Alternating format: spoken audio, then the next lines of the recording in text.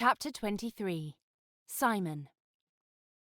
Simon entered the house when the music signalled the end of the supper and the resumption of dancing. Where was Cora? He'd been waiting beside the wishing pond for a quarter of an hour. Worry tried to nudge into his thoughts, but he pushed it out with memories of watching her fight. She could take care of herself. And what was there at a ball to bring out her fight? He chastised himself for being ridiculous. He scanned the room for her blue dress, but it was nowhere to be seen. May and Salfeld stood with Lord and Lady Cotterell. Lucy and Everett only had eyes for each other.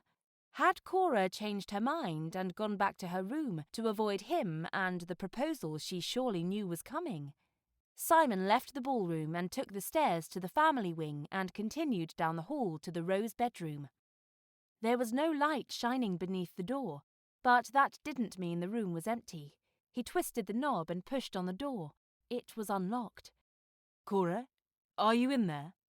He didn't hear a sound in return, but that might only mean he couldn't hear it. He looked both ways and pushed the door open to step inside, closing it firmly behind him. The room was dark. Only a little moonlight shone through the open curtains. She wasn't there. Her travelling trunk sat on the floor. He opened the lid and saw that it was still full. She hadn't left for good. Simon felt like a thief going through her things.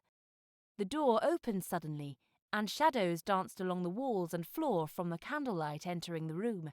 Simon's mother shrieked. "What are you doing in here?" "And you?" Simon countered. His mother stood rigidly still, her eyes shifting as if making up some fib. "Obviously, we are both looking for Cora," he said. "Why?" His mother sagged and sat at the edge of the bed and set the candle aside. She swallowed deeply. She didn't make eye contact with Simon, and his nerves heightened. "What aren't you saying?" Lady Atkins, that is, has done a terrible thing."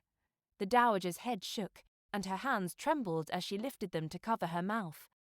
Simon couldn't bear the weight. He lifted his mother to her feet. "Mother, tell me what you know. Where is Cora?" "Lady Atkins induced Wetheridge to take her to Scotland. They're going to be married."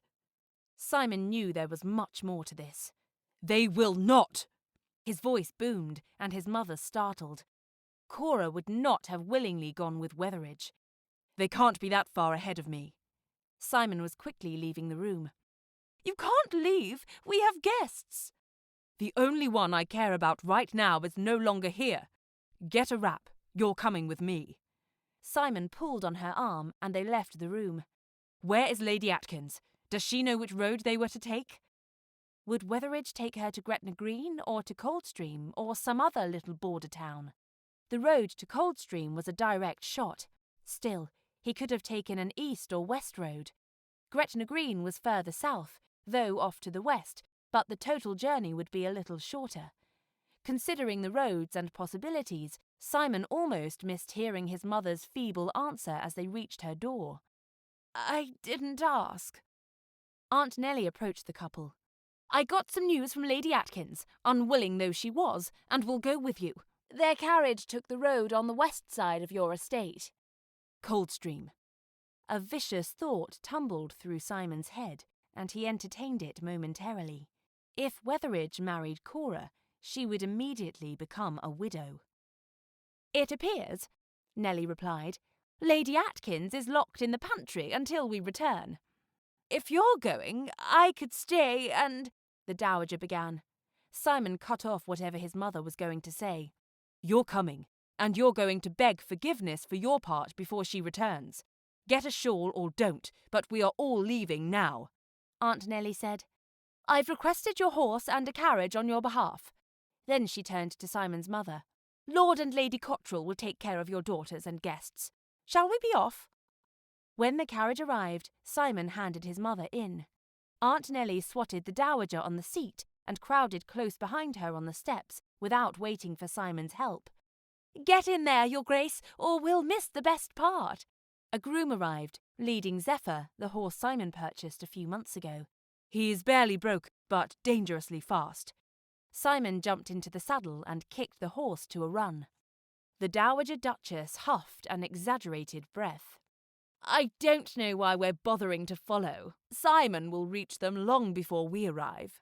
Nellie pulled a small pouch from her pocket and dumped some glistening dust into her palm.